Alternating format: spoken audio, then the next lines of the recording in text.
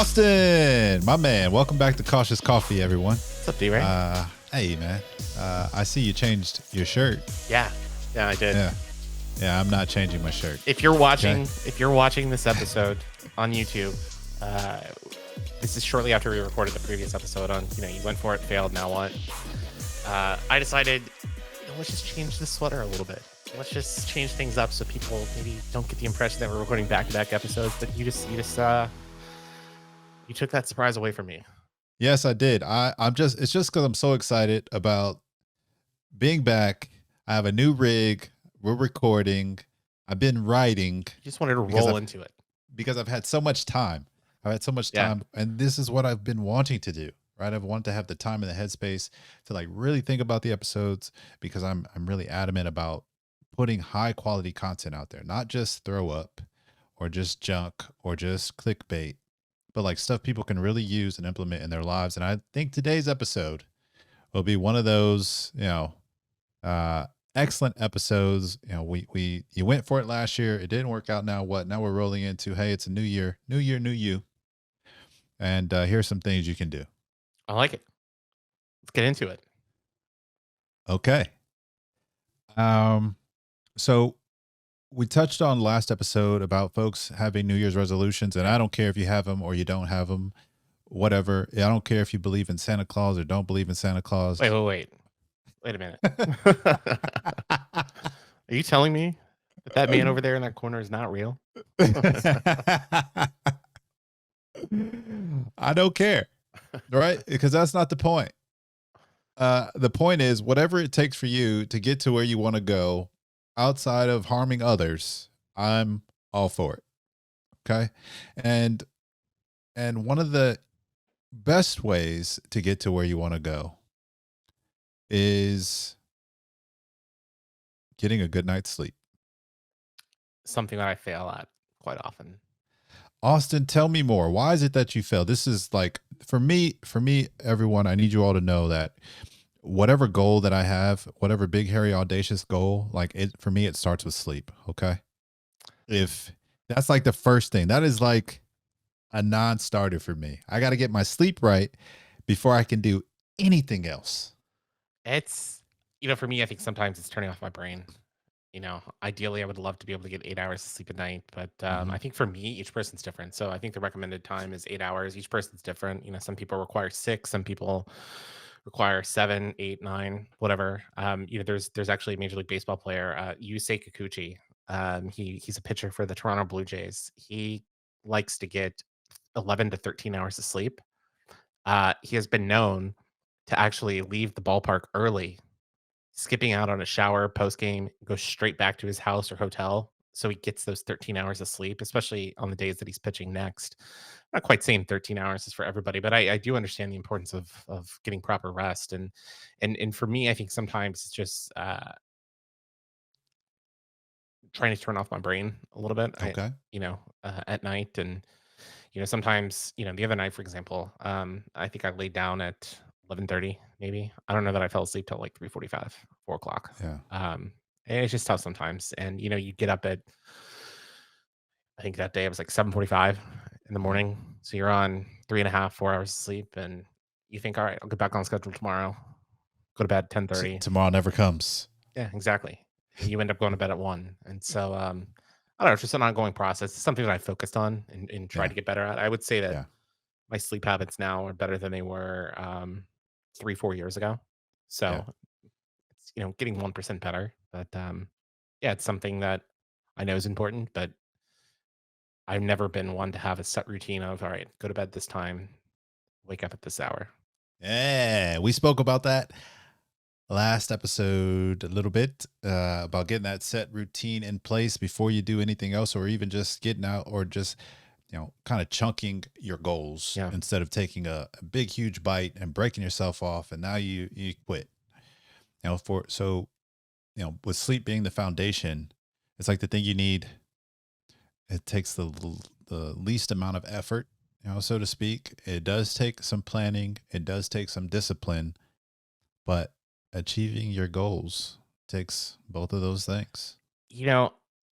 I will. So I like to start with sleep. Yeah, I think it's a good one. So I will say that when I travel west, like if I go to Asia, I've Uh-huh. been to Japan 3 times in the last like 13, 14 months by the time you're listening to Mhm. this episode, but I enjoy coming back and being, from a time zone that is 14 hours difference than where we are, because Yeah. that forces me into the sleep, right? Like I literally can't keep my eyes open until Yeah. past 10:30, and I love it because, I don't wake up with an alarm, get up at like 6:45. That allows me to check my phone, Mhm. read the news, scroll Twitter, see what happened overnight, and then, slowly start the day Yeah. and get into the office or start work at 9 o'clock. And I enjoy that. The problem is that only lasts like 2 weeks. And it's like, how All do right. I how do I go about Gotta make it sustainable. exactly how You how gotta how do I keep that sustainable? I mean, Yeah. if the answer is to go to Japan every 2 weeks, I'm for it. But I don't know if that's the most fiscally responsible decision I can make. Yeah. Yeah. So I mentioned before, sleep's the foundation. Okay. Once my sleep is right. All right. So let's think about a New Year's resolution or a goal you have for this year. All right. I want to encourage everyone for that goal to get their sleep right, right? Because it involves your circadian rhythm, right? Which involves so many other things for your health, which what good is achieving your goals if you don't have your health? Okay, so that's why I say sleep is the foundation. I don't give a fuck about any other goal if I am not healthy, right? Because at any point in time, it could be, cut and it's a wrap. That's it. You're moving on to whatever next world there is out there, if there is one. So while you're here, having those goals based in getting a good night's sleep is going to allow you to enjoy so many other things in life. It's going to allow you to enjoy those goals, enjoy the relationships, enjoy working out, waking up and working out. It could be enjoying, food. Uh, It's sometimes the quiet. There are okay. people who get up at like 4 in the morning and they enjoy, doing things, focusing on themselves before the world starts. Hmm. Yeah, that's not a bad idea either. It's the same Well, thing. what time do you go to bed? And for all those people who say, "Oh, I only need 5 hours of sleep," okay, prove it. Okay, and how I want you to prove it, is I want to know what your vitals say. Right? So that, Go that that's a great thing. So, go and get a whoop. Okay, go and get a whoop, which is link in the description calibrate, below. calibrate, and track your vitals, and we will know if you only need 5 hours of sleep or 6 hours of sleep or however many. I know for me, I need 7 hours of sleep. And that's 7 actual hours of sleeping, not in bed from 11 to 6, not a sleep opportunity, not a 7 hour sleep opportunity. So if I need 7 hours of sleep, I know I have to be in bed probably at least 8.5 hours. I need an 8.5 hour sleep opportunity to get those 7 hours. And why do I know it's 7 hours? Because my whoop That's what the data tells tells you. me it's green. When I wake up, I'm in the green, and I'm at least 67% recovered, if not more. And I know I can do that on 7 hours of sleep if I'm not training. If you're training and exercising with high intensity, you're going to You need need more more. sleep. Yeah. Whatever it is you're doing, you're going to have to make those modifications as you go. But there's a really good book. I think James Dorr may have written it. It's called Measure What Matters. And sleep is something that really matters. So why the hell would you not measure it? Yeah. Right. And then measure the quality, Yeah. not just the quantity. Yeah. I actually just looked at the internet, Google, the Google machine, and asked Uh-huh. the simple question, like, why is sleep important? And it came down with a few answers. So it says adequate sleep is also linked to a lower risk of chronic diseases like heart disease, diabetes, and obesity. Sleep is essential for brain function. It aids in Mhm. memory consolidation. Where you shift that short term to long term memories. It says, let's see, in younger individuals, sleep plays a vital role in growth and development. So if you're not 6'5", maybe you didn't get enough sleep when you were growing up. That could be it. It might not be genes. I don't know. It says research suggests that consistently getting a good night's sleep can contribute to longer lifespan. Chronic sleep deprivation is associated with various health problems that can shorten life expectancy. Basically every Yeah, disease. and then here's the last one: brain health. During sleep, Yep. the brain clears out waste products that could potentially harm or impair its functioning. Your This brain process is literally crucial for gets a preventing wash. neurodegenerative Yep. diseases like Alzheimer's. Yep. That's insane. Those are That's things what that we don't really think of. It's like, oh, I only need 3 hours. I'll sleep when I'm dead. That's oh, you're maybe moving cutting up that some. timeline. Yep, you are. You really are. And I think there were studies even uh, why we sleep, where they put you know link your brain up, put some what are those things called when they? Yeah, I know what you're talking about. Yeah, yeah. Someone let us know. I'm So, blanking right now. so they're measuring all your brain waves, and literally it's showing like your brain getting a wash while you're asleep, like in REM sleep, or there's something else. I think it's called SWS sleep. Anyway, there are two different stages of deep sleep, and your brain is getting washed. It's like basically washing all the brain fog away. So if you find yourself experience brain fog, uh, it could be because you're not sleeping well enough. It also could be from nutrition or hydration, which hydration is second on my list. Okay. And this is all about new year, new you. And the only way you're going to be able to achieve your goals is by giving yourself the best opportunity to do it. And there's no point in even having those damn goals if you can't do like the basic things that everyone needs to do to live a robust life, a healthy and robust life. I will say I'm good at hydration. I would say Are you? I am. Are I you? drink a Are lot of you? water. Yeah, One of the what's the quality of that water? Is it's it filtered. is it adequately hydrating you at a cellular level? I'm You know, not a or scientist. I couldn't or tell you it, that. I assume so. I know, or is it just running through you? So that's why I add salt to my water, Okay. lemon, and some trace minerals, right? Because What's you're the drinking purpose of that? you're drinking filtered water. Now that's not the water that our ancestors drank, but it's a wonderful alternative. The trade off: would you rather have like readily available clean drinking water for millions of people, or like this high quality, mineralized water that tastes like lemon or whatever? I mean, well, I'd rather be able to, for like a select few of those people. So, what's your process with the lemon, the salt? Like, how much you put in? I'm curious because I hadn't really heard of a lot of this. I think Yeah, I definitely hear the hydration. What you're supposed to drink, like 80 ounces at least a day of water. Some people put lemon in there, yeah, but the salt, that's something that I hadn't really heard of. right. You sweat throughout the day, Okay. even if you don't work out or exercise, right? So you got to replace that salt. And there's salt gets a bad rap, where really it's sugar. Sugar is the killer. Salt isn't the killer. If you consume too much salt, you're just gonna pee it out.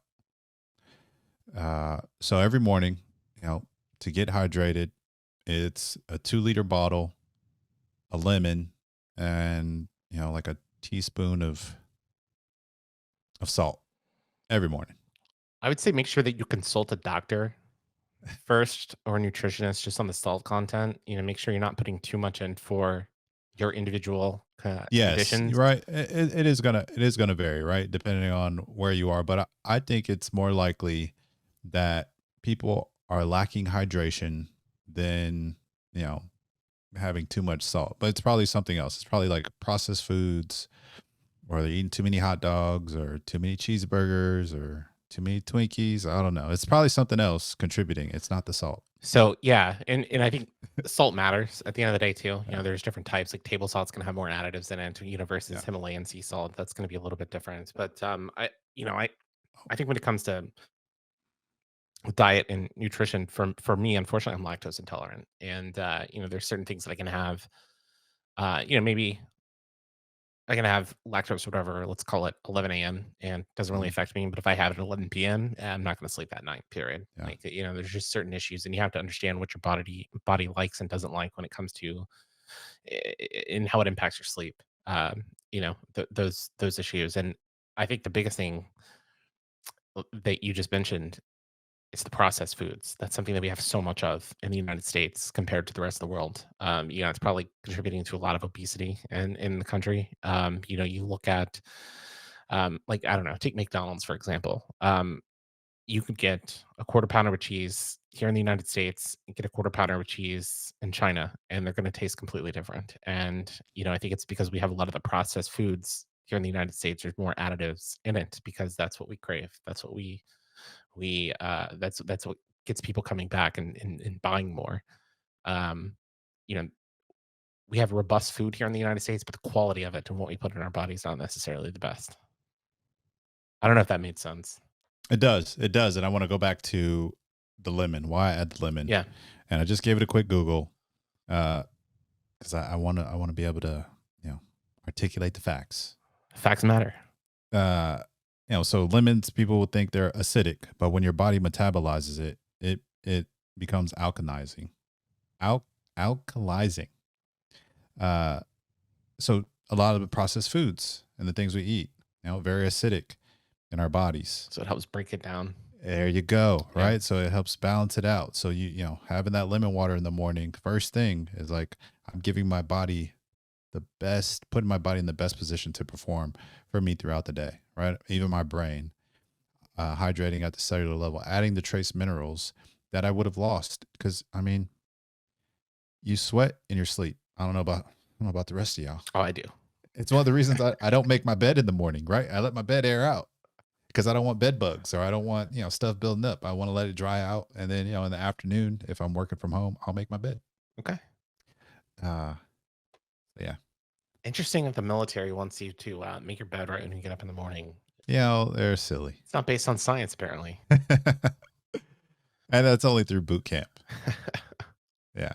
So we touched on sleep. We touched on hydration, nutrition. We kind of touched on that a little bit, right? And it's like easy rule of thumb is if our ancestors didn't eat it, maybe you shouldn't be. It's probably a treat otherwise, right? I love ice cream, Ben and Jerry's.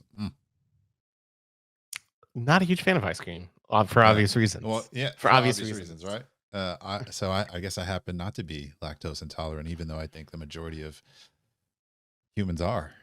Uh, and like at some point, right?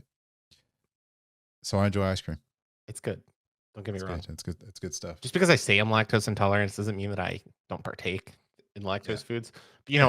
I back to the processed food thing, and I'm not going to go too deep into this, but here in Texas, obviously queso. If you Neat. go to a Mexican restaurant, is Mm. one of the best things to get. Especially if you have the chorizo and you mix it in. If you know that conversation, Um, but that cheese that we're eating, very very Yeah. processed. Yeah. It's not good. I mean, it's just going to clog up the arteries. But if you have a charcuterie board at home, you're most likely getting better cheeses. And I've noticed Mm. that doesn't impact me as much. Okay. If we do like a charcuterie board or something like Okay. that, that's not going to have as much impact as having queso at a Tex-Mex Yeah. restaurant. So Yeah. I think that to me is a little bit interesting, just to go on the processed foods and probably why they're not the best for us. Yeah. For obvious reasons, right? It's like way too many ingredients. Can't pronounce them. Yeah, Probably shouldn't be exactly. consuming them. Uh, and back to my statement earlier about having you know readily available clean drinking water that maybe isn't as good for you as hydrating for you. Uh, as something from a spring, a natural spring somewhere that might be a little dirty, but more hydrating. Rather have the food. We can feed almost 400 million people. That's pretty cool. Be able to keep them alive, at least fill their guts, and they're not necessarily going to bed hungry. That's we'll take it, I guess. Trade offs. Yeah, Yeah. Uh, and the more privileged folks can have, I guess that brings up food deserts, right? yeah, something that Which happens in every city. is insane. It's Yeah. insane, Austin. I was in Pueblo, Colorado, Mhm. and I was at, I don't know what the grocery store chain was, but it was like every aisle just had processed food. Where, here in Houston, the store set up a little differently, where there are things that are a little more It available. depends where you are in Houston. Okay. Um, for those that do know Houston, DeRae lives in the Heights. I live in Garden Oaks, Oak Forest, which is just a little bit north of the Heights. Um, where I used to live was in the River Oaks district in Houston. within about a mile radius, a 2-mile radius of where my apartment was, I had 2 HEBs, there was a Kroger, there was a Whole Foods, Hmm. there was a Central Market, there was a Trader Joe's. There were at least 6 plus grocery stores within that short period, and that doesn't even include, the butchers, the health food stores, anything like that. Um, where I am now, it's the area I would say is gentrifying a little bit. Hmm. It's not quite uh, to what the Heights neighborhood would be. Yeah. It takes us probably about 10 minutes, 7 to 10 minutes to drive to the nearest Kroger.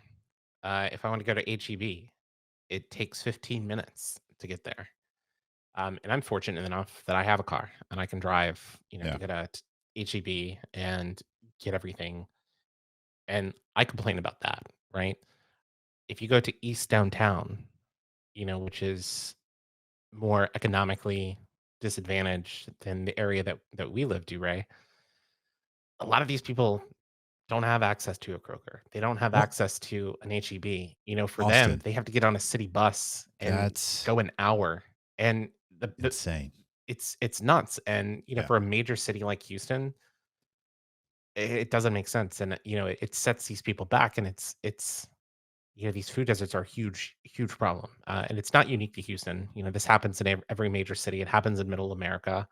Um, that's one of the reasons why the Dollar General is actually such a large corporate entity because of their locations in Middle America. A lot That's of their people, business model. yeah, there's there might be a mom and pop grocery store that is in the Hmm. town. Yeah. A lot of those have closed up. Dollar General has moved in, and that's where people get their food. It's probably not the And which best. is which is what I'm saying. Which my point being that there was a grocery store and it was a well known chain. And in that grocery store, there wasn't like a bunch of fresh food. Yeah, There was just a bunch of processed options. Quick grab and go stuff. And I was blown away. Where it seemed like they had more aisles of potato chips, more aisles of things that you can't really build a diet around. And this was the main grocery store there, so it was part of the food desert problem. Is my point, is that even though there's a grocery store and maybe you could walk to it, when you get there the options available aren't optimal. yeah, And when you're speaking about Dollar General, I have a house outside of the city, and I think there are two Dollar Generals. Whether you're coming from the east or the west, that are up in that small town where I know what kind of food is available there at Dollar General. It's definitely not Whole Foods. You no, know, but that's what people have access to. Uh, so that kind of torpedoes the nutrition part here, huh? Doesn't it? Unless you, yeah. It's kind of wild when you think back. It wasn't that long ago in the United States when people grew their own foods. yeah. Their own vegetables, had their own garden. Um, I don't know. I think the access, in the food deserts, I think create another problem, right? Because they don't have nutrition. Sometimes the food costs are a lot higher, and that Hmm. forces people to go to a Jack in the Box. Pay $3.99 for a combo meal or whatever, and sometimes it's easier and cheaper to feed your family through fast food than it is to take the time to go to the store, shop, Well, and what's find what's the product. alternative? Yeah, What's the alternative? exactly. Right? Not eat? Yeah, Well, that's not happening. right. That's not happening. So yeah, I didn't That would even be a mean to. fascinating conversation to have at some Yeah, point this year. Food deserts, what we can actually do to solve the problem. yeah, and I'd be really curious to have that conversation. how corporations are incentivized to produce and create the demand, right? Like Yeah, everyone needs to eat, and they're scientific about being able to drive that demand, and that stuff is delicious. That first bite, but by the time you get done eating a Big Mac, you can't tell me that that last bite is delicious. it's funny. I've never had a Big Mac. Maybe you can. I don't. Insert whatever. No, I don't. You know, I know I mentioned McDonald's earlier. Like I don't eat McDonald's. insert whatever fast food Yeah, chain you may frequent. yeah, But by the time you get to the end of it, that last French fry, that last chicken nugget, you can't tell me it was delicious. No, you feel like You know, shit after. now you feel like, yeah, a slog. Yeah. You want to go into a food coma and you run upstairs, use the restroom. I mean, you feel bloated the rest of the day. Yep, with the belly ache, all the things it's doing to your body. Yeah. It's the immediate Yeah, gratification, but yeah. longer term implications. You'd be better off taking a bite and throwing the rest of the way. Throwing the rest away. That first bite is good. I'll give him that. Feed the rest Oh, of your dog.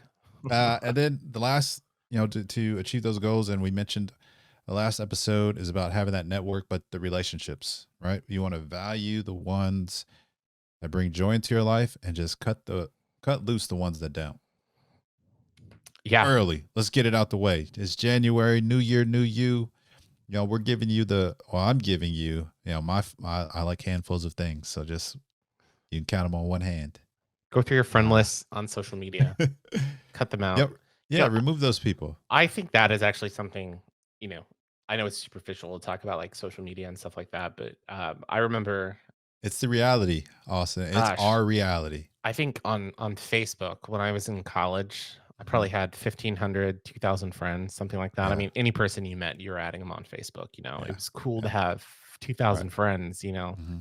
I think now on Facebook, one, I don't really use it that often, but I think I maybe have 200 to 250 friends. I remember my last year in college, I went through and just unfriended people because I was like, look, I don't really know this Yeah. person. Like, I Yeah. don't really care. Um, and I kind of do that every few years, go through and just kind of like audit, Yeah. your social media following. It's like, You should.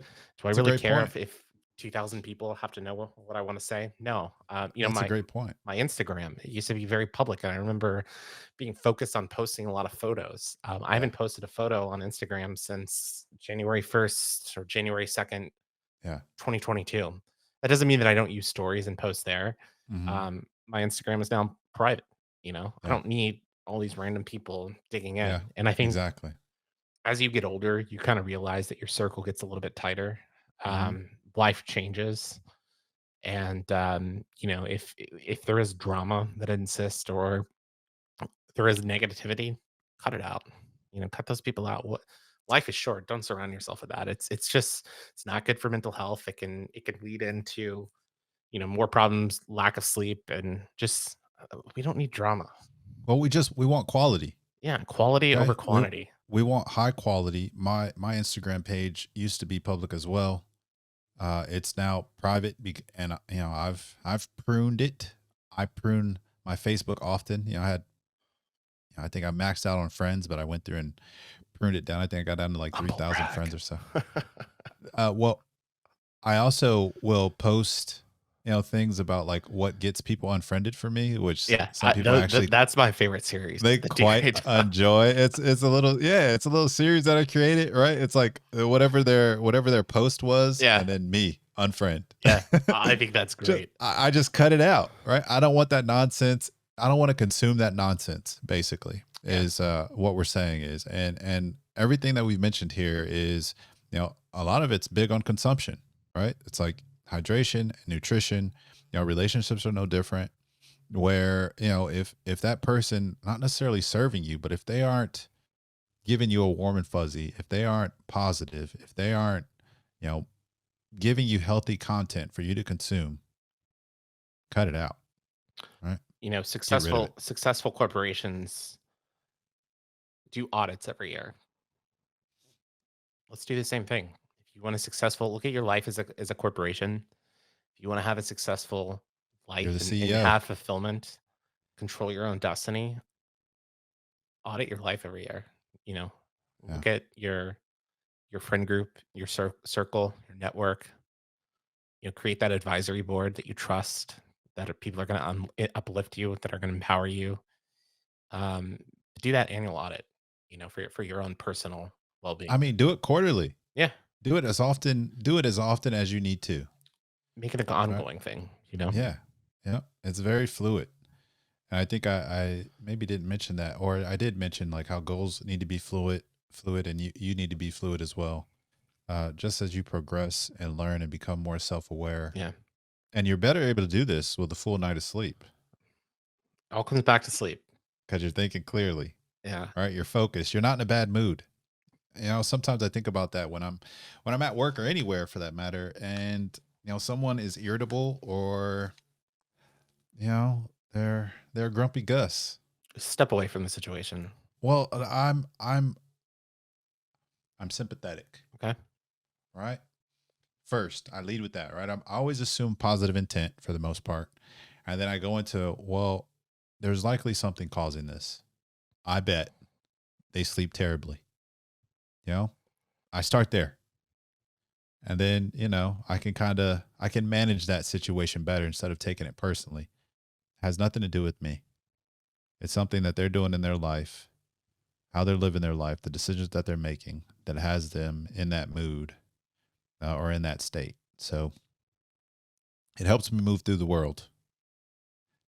Yeah, I think, Yeah. thumbs up there if you saw it on the screen. If you're watching this right now, there are, like, animations that are just randomly popping up. I don't know why they're happening. We haven't figured that out. It's probably some sort of beta thing. That wasn't you? No, Oh, no, wow. it's entertaining. It is. DeRae made a solid point, and the screen gave a thumbs up. Like, I have no idea how that happens, but, AI, man, they're AI, it's listening. taking over the They're podcast. listening. That's terrifying. Yeah. No, but great advice, and, I spoke on this in the last episode, like, I'm not huge on goals or resolutions necessarily, but I think there's a few things to look at this year in 2024 is like show people grace. You don't necessarily know what they're going through. D-Ray said, they might not be getting sleep at home. Maybe there's a reason for that. Maybe they're having difficulties that you just don't know about. But I think when it comes to that personal audit or focusing on yourself, I think there's a few things that you need to look at in 2024 to try to improve your quality of life, to live your best life, and in no particular order, I think continuous learning, continuous development, find a hobby, something that you can focus on, a passion. Is that passion running a marathon? Is it training for a specific event? Is it learning a new skill, a new language, something like that? Something that you can allocate your time. Is it reading? Is it something that you can do to find that personal growth and development? Beyond just watching Netflix. Two, work life balance. I think that's incredibly, incredibly important because at the end of the day, I think you've posted this D-Ray on your social media. When you're 80 years old, your kids and grandkids are not going to ask you about that random Tuesday that you had at work in corporate Yeah. America. They're Right. going to they're going to want to know about those experiences that you had. Like, Mhm. Austin, tell me about that time you went to Japan, or tell me about the time you jumped out of a plane, or D-Ray, tell me about that time you won a national title in boxing. They're going to want to know about that, not about what you accomplished in that corporate meeting at 2 o'clock on Tuesday afternoon. So really focus on work and life balance. Separate those two. I think that's incredibly important for your mental health as well. Um, we've already touched on this, but networking, your friend group, your circle of advisors, that's something that is incredibly important. Your own personal board, if you will. I don't know if you want to do a friendship ranking or something like that. Kind of rank your friends on a notes, and the people that you trust. The people that are in your inner circle. We look at a lot of athletes, for example, that have had incredible careers. The one that I think of is LeBron James, and he is probably worth $1 billion now based on income that he's generated as an NBA athlete, his business ventures. He will probably own an NBA team. The rumor is a team in Las Vegas after he retires. He has had such a successful career. And then you see other stars that are just as talented, a John Morant, for example, who can't escape their friend groups who are bringing them down. He's been suspended for flashing guns on Instagram live streams. LeBron James understood his greatness at a young age, and he kept his social network incredibly tight. His circle is incredibly small, and that's allowed him to grow. That's allowed him to prosper. He's not getting caught up with distractions or anything like that. His group is there to support him and his dreams and ambitions. If your group is not, if your circle, your board is not going to let you do that, cut them loose. They have to empower and uplift you, and if they're going to bring you down, escape. That's the best advice. I think LeBron, he is great as what he does on the court. It's off the court that I think has allowed him to have that success. Take care of your finances. I think that's something else that's important for this year.